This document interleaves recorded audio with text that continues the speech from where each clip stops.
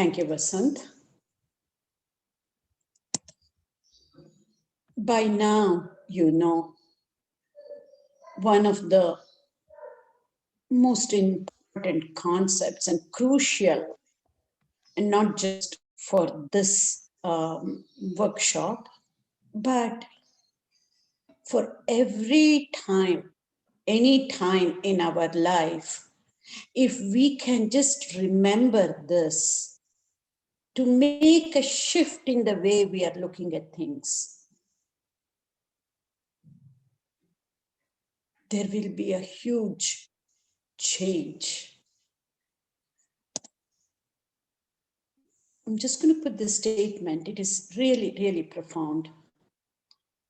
Niels Bohr was a physicist, quantum physicist. He says, the opposite of a correct statement is a false statement.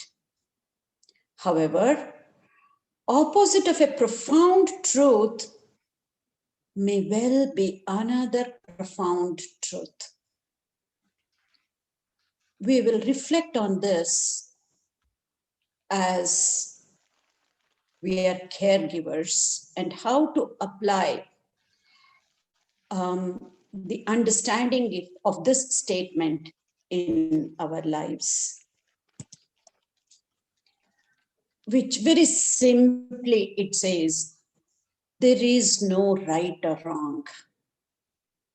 One person's right may be another person's wrong.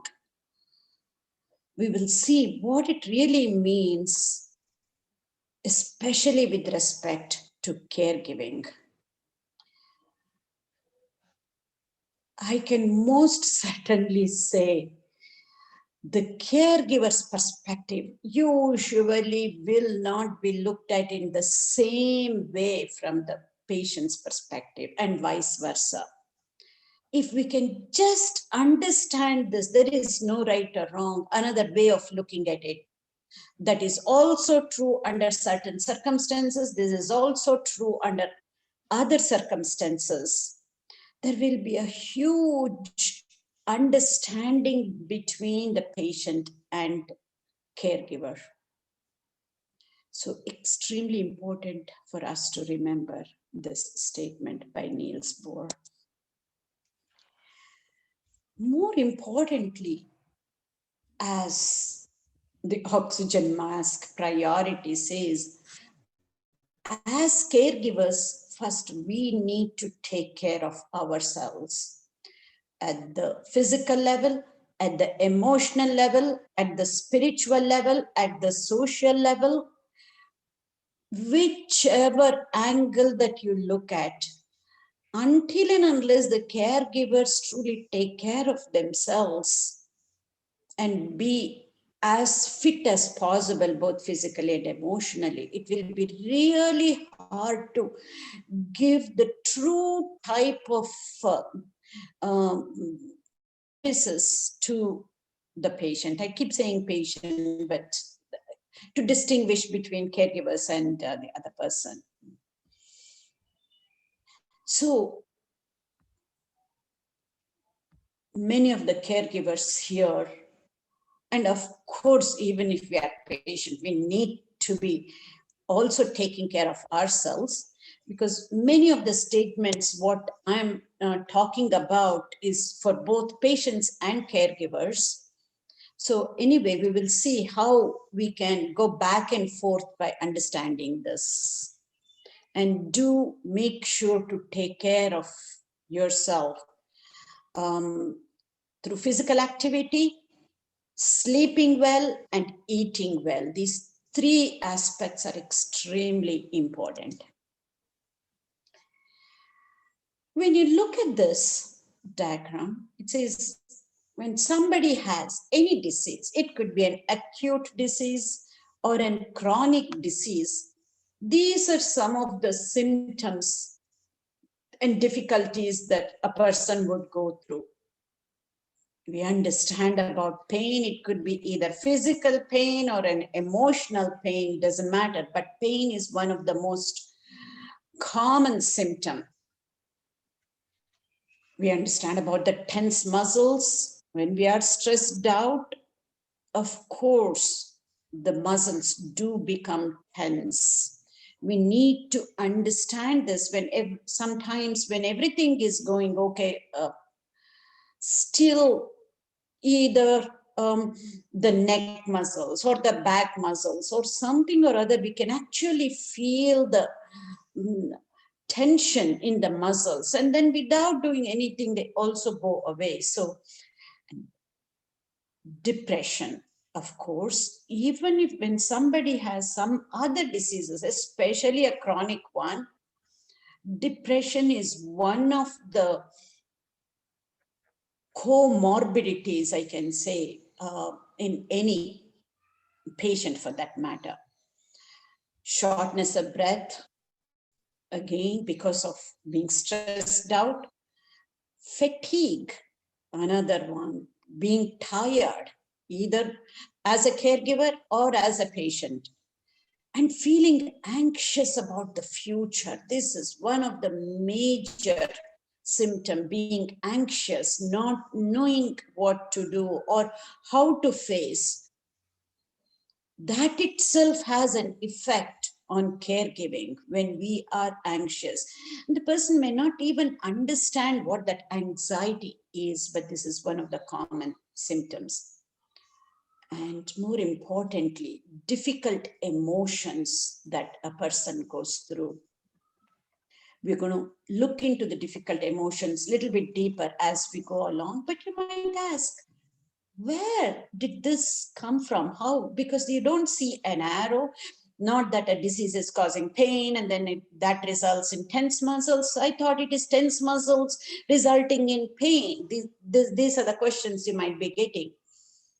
See, I have not put any arrow here, one thing leading to another. The arrows can go any which way. It is not in a cyclical process, which makes it even more difficult. And you may ask, how did we get into all of this? This actually, there was a meta study that was done. And then when thousands of inpatients in hospitals, they were surveyed irrespective of what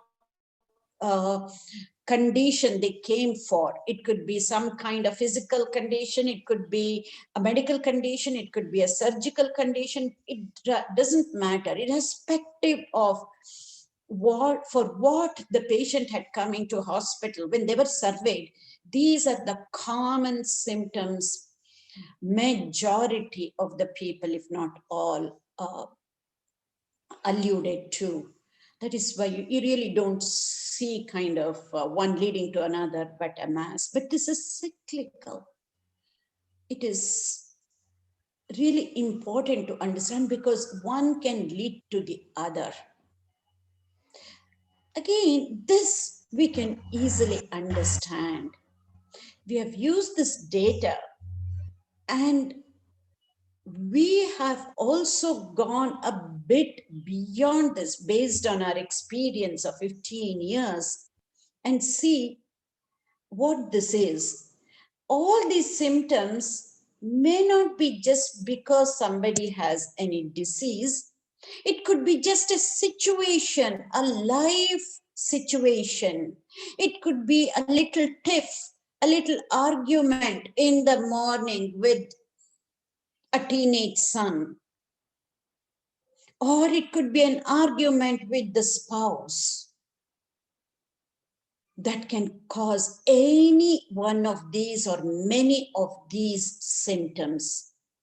This is really, really profound. That's why we call this as a key symptom cycle of both life and disease. So even when we do not have any kind of health issues, no illness whatsoever, if something happens which is unpleasant, it can cause any one or more of these symptoms. This is really, really profound, and we really need to reflect on this. deeply and see how we can overcome ourselves, because the resources to overcome most of these are inside us. Even last time, I had talked about the definition of wellness. What I would like you to focus on in this is this: the ability to love others is one of the hallmark of being well. And I really like this Lao Tzu's statement wherein he says, being deeply loved by someone gives you a lot of strength, while loving someone gives you the courage to do anything and everything. We cannot take this lightly. That is why many a times, especially when people are alone or even when they are in families, we have seen that pets in a family gives lot of love and solace to anybody, and especially a patient. That is why it is considered as pet therapy. No matter what, as humans, when we are caregivers, we cannot be always be loving what we do, but a pet unconditionally just will be there for that person. So especially in West, we see this pet therapy being used. One of the things that we need to understand about this pet therapy is it could be the caregivers who bring the pet to the person, or the person, a patient, might ask for a pet. In the beginning, yes, they will be responsible and they will be taking care of the pet, whatever little needs of the pet would be. But sometimes they might fall short of being responsible for the pet. We need to really understand this as caregivers and make it as easy as possible for the person to come out of depression, rather than reminding the patient every time, now you have a pet, you have responsibility, you need to be taking care of this, in a quote unquote disciplinary manner, just to keep this in the back of your mind.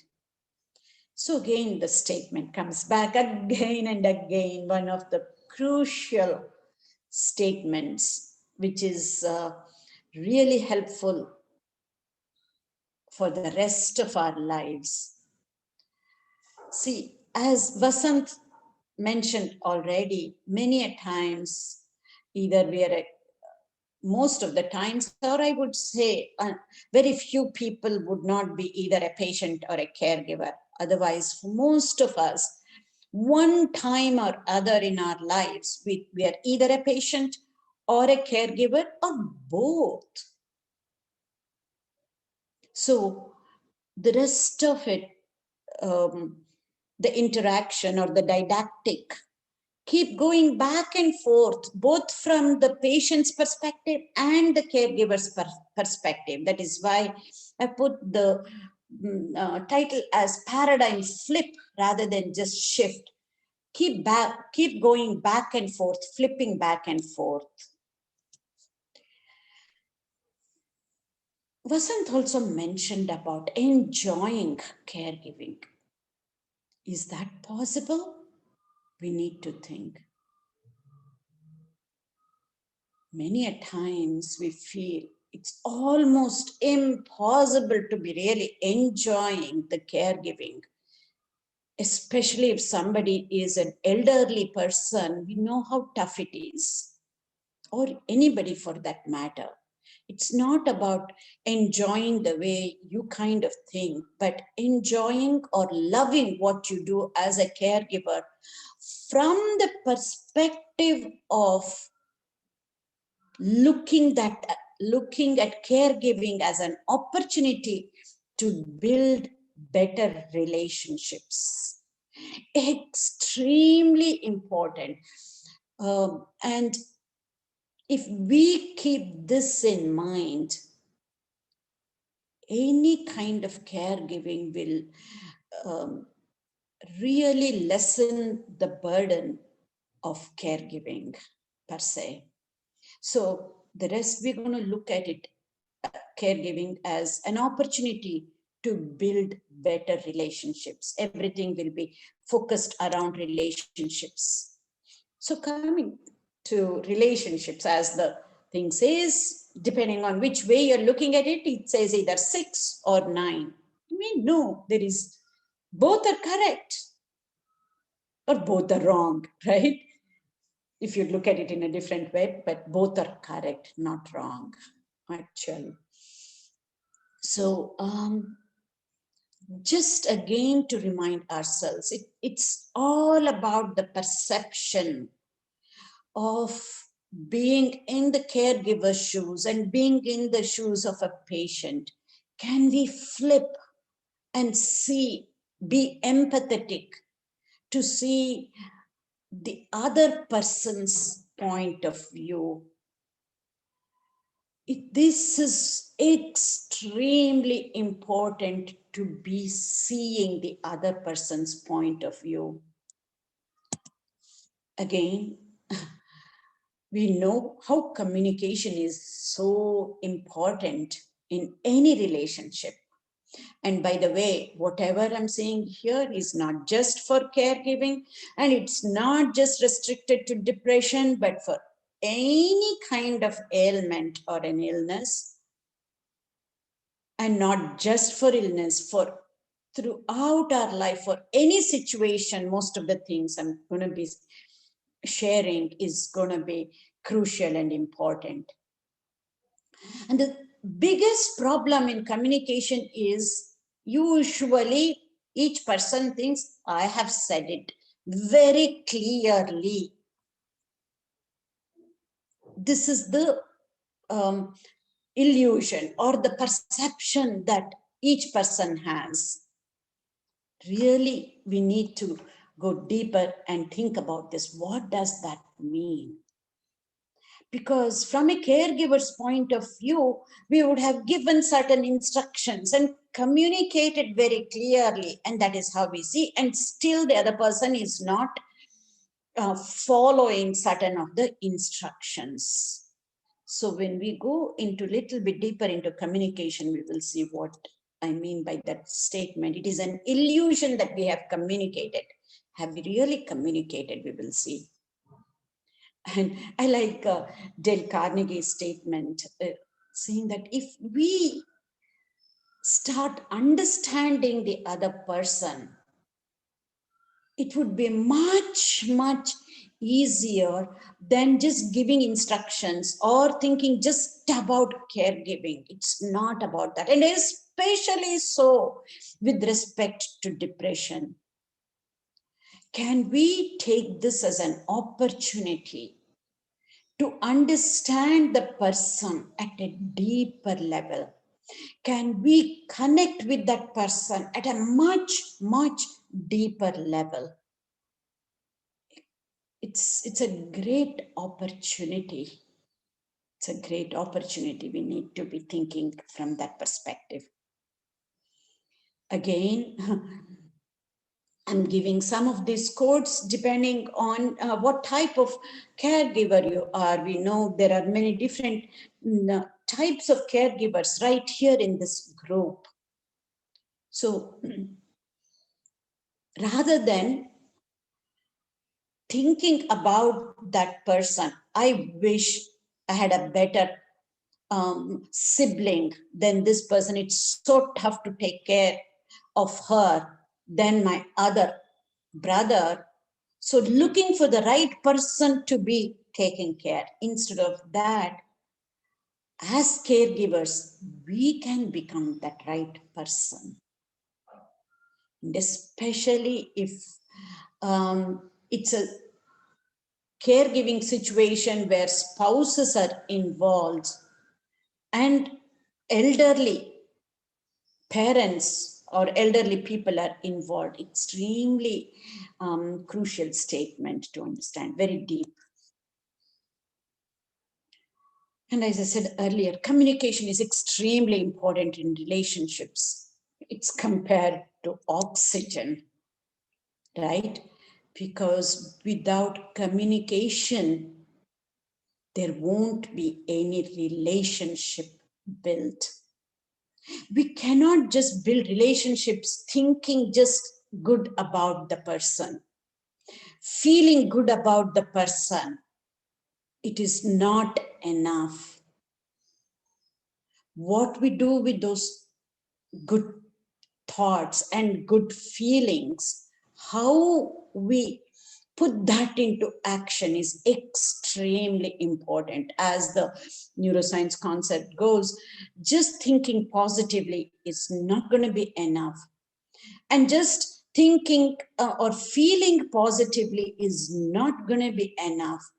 We will only be able to make long lasting changes only when we put those into action. Extremely important. And this is not just in caregiving, in any relationship,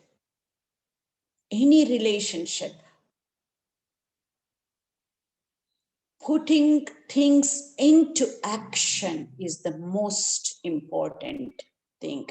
Here, with respect to communication, even talking to that person, not just feeling good about that person inside, is not going to be enough. Communication is like oxygen.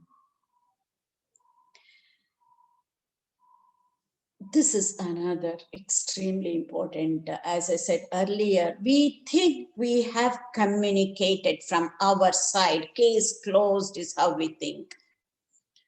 But communication is more than understanding others' needs. It's also making people that they have, making people feel that they have been understood.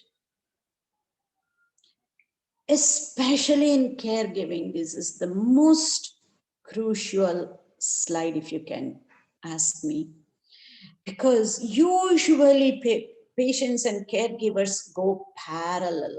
They'll be saying one thing, the other person will be saying, and as long as they are not diverging, we feel that's okay, they are usually will be going parallel. But if we have communication in such a way that the other person has felt that they have been understood, this is the most important aspect in any relationship. Otherwise, people run on parallel tracks. Even if one person keeps at it, keeps trying again and again and again to make the other person felt that he or she has been understood, somewhere along the line, it does pay off. You have heard this before. The biggest communication problem we all have, we listen so that we can reply, so that we can defend our actions, so that we can blame either others or the situation or ourselves. Please do give this a really, really deep thought. It's not easy. It has to be done, and there is no other way. This and this will go together. if we can really listen to understand and to be understood, I think many of the issues will be taken care of. So, coming to relationships and emotions, until now we focused on relationships and communication, but now the emotions part. Without any doubt, we need to learn to master the emotions. No matter what, we cannot neither blame nor be disappointed with the person that we are taking care of. If we are caregivers, it is extremely tough, I know, but no other way but to master your emotions. How and why, we will see.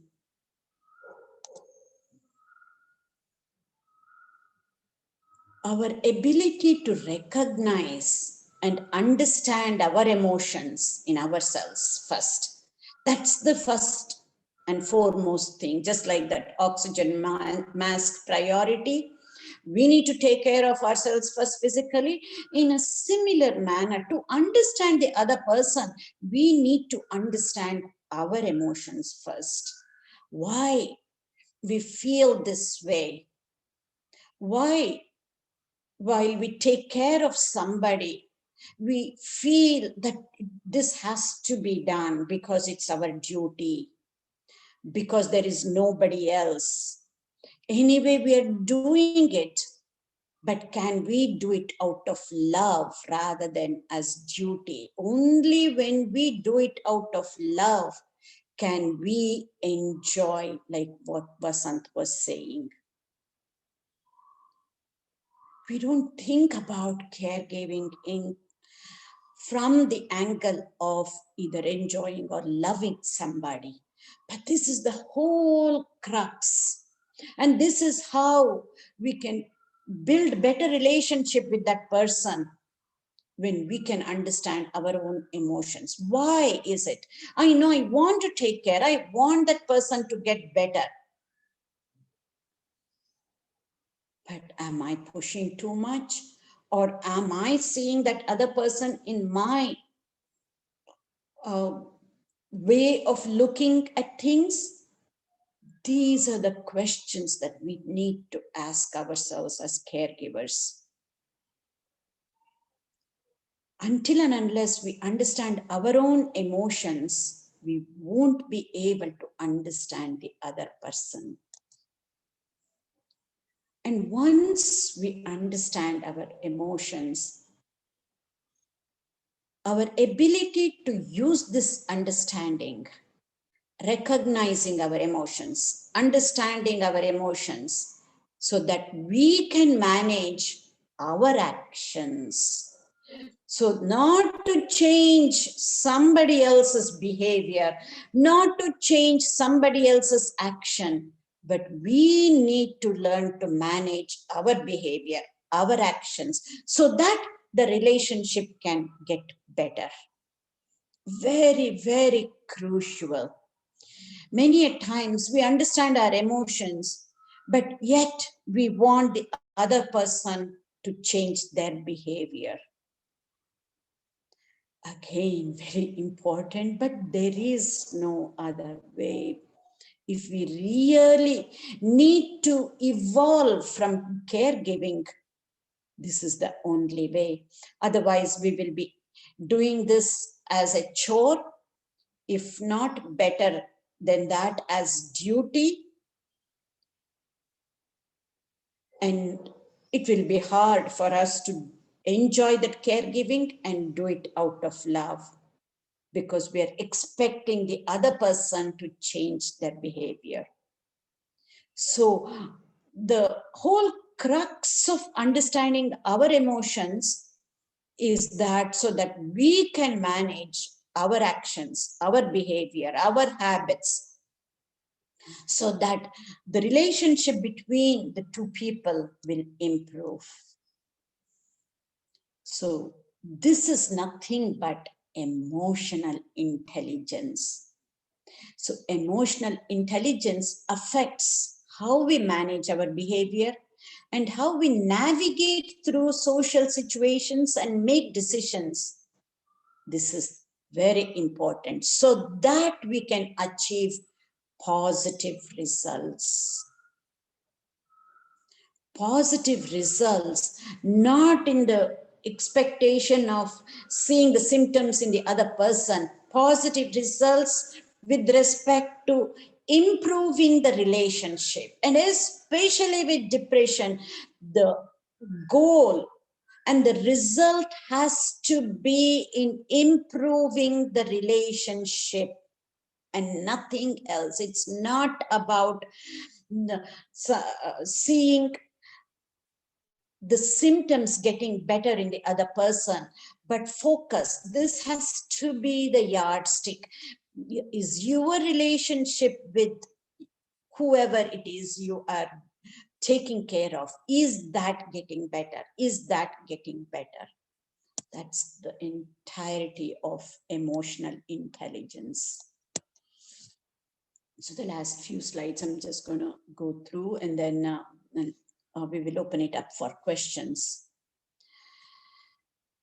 As we're understanding ourselves and understanding our emotions, at times it will be really hard to be doing what needs to be done at that time. But as caregivers, come what may, we need to make sure, irrespective of our emotions, we need to be doing the right thing. No matter how we feel, just keep doing the right thing each time and every time. This is extremely crucial. So, yeah, I mentioned we're going to go a little bit deeper into difficult emotions and what do we do with this? What are difficult emotions?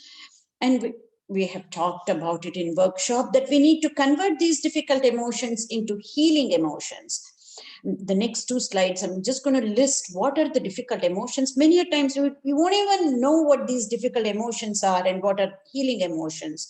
This is still shortlisted. I've just picked a few of both difficult emotions and healing emotions, and then we can see how we start converting our difficult emotions into healing emotions. There they are. Plenty. I'll just leave few seconds for you to go through.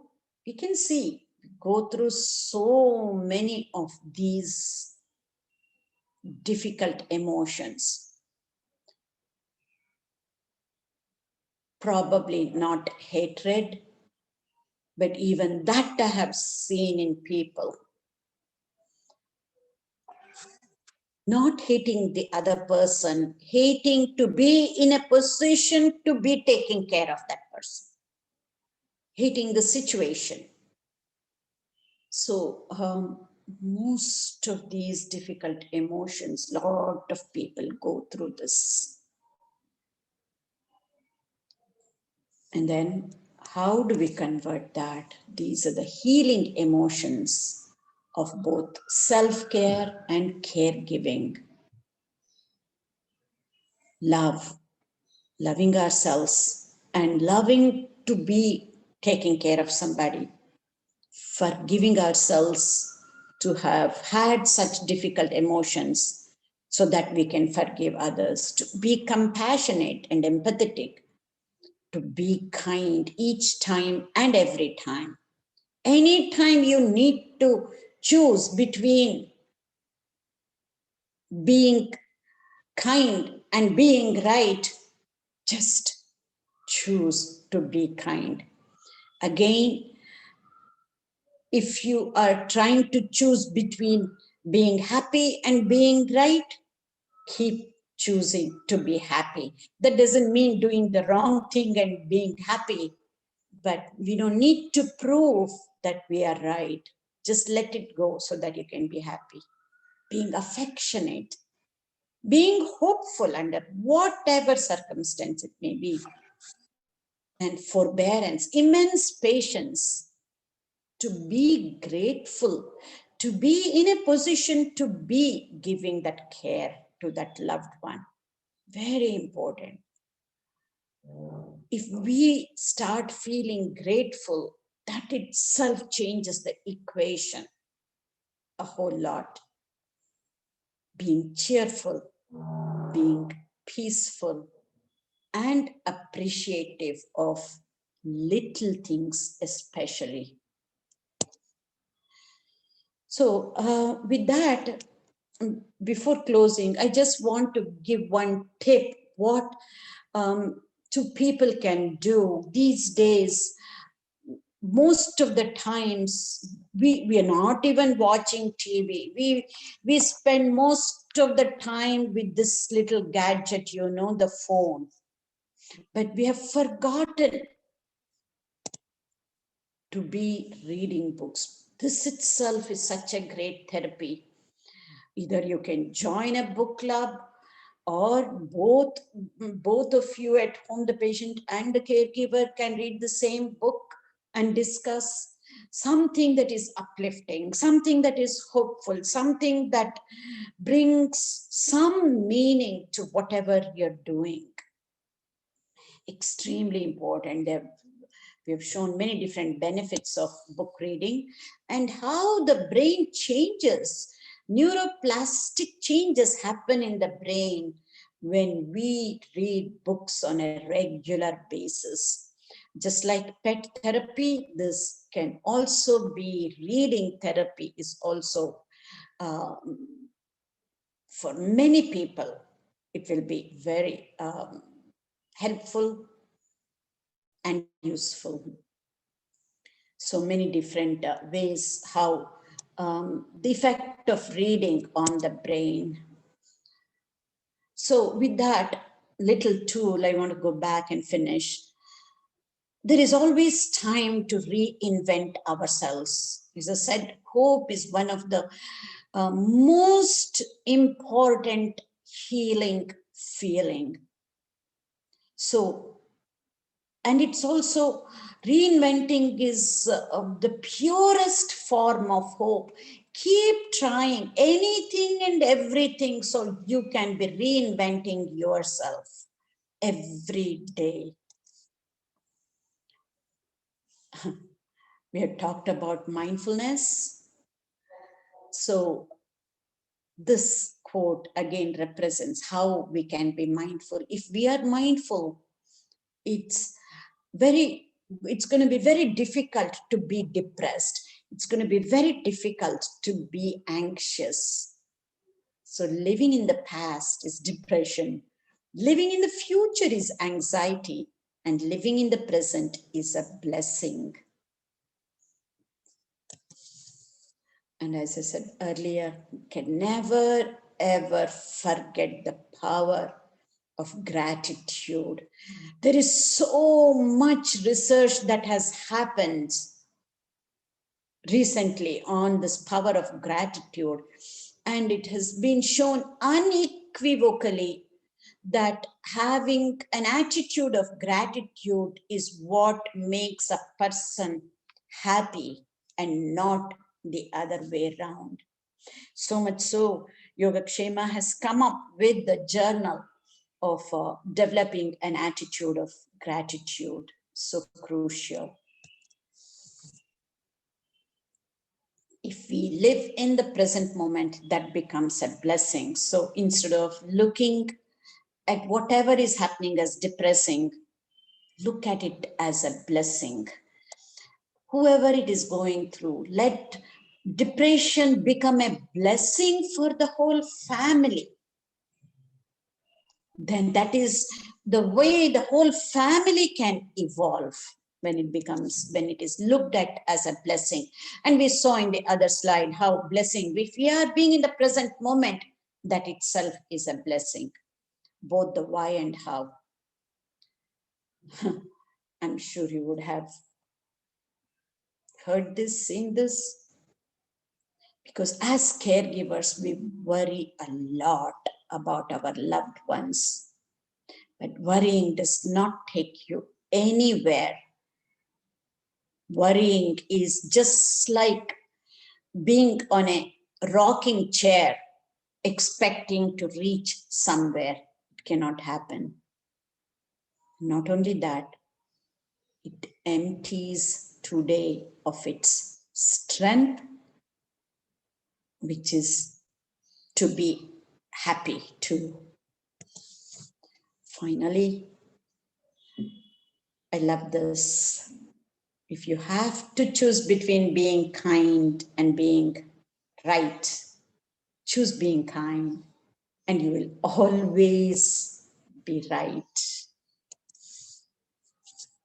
And I like this quote a lot. It says, I want you to know that someone out there cares for people who believe in something higher power. Yes, it makes so much sense. But we at YogaKshema has modified the statement. Yes, that is also true. But this is also true. We want you to know that someone right here at YogaKshema cares for you. And both, whether you're a patient or a caregiver, we want you to know that someone right in your own family is truly caring for you to come out of whatever you're going through so you can live and lead a life full of zest. Thank you.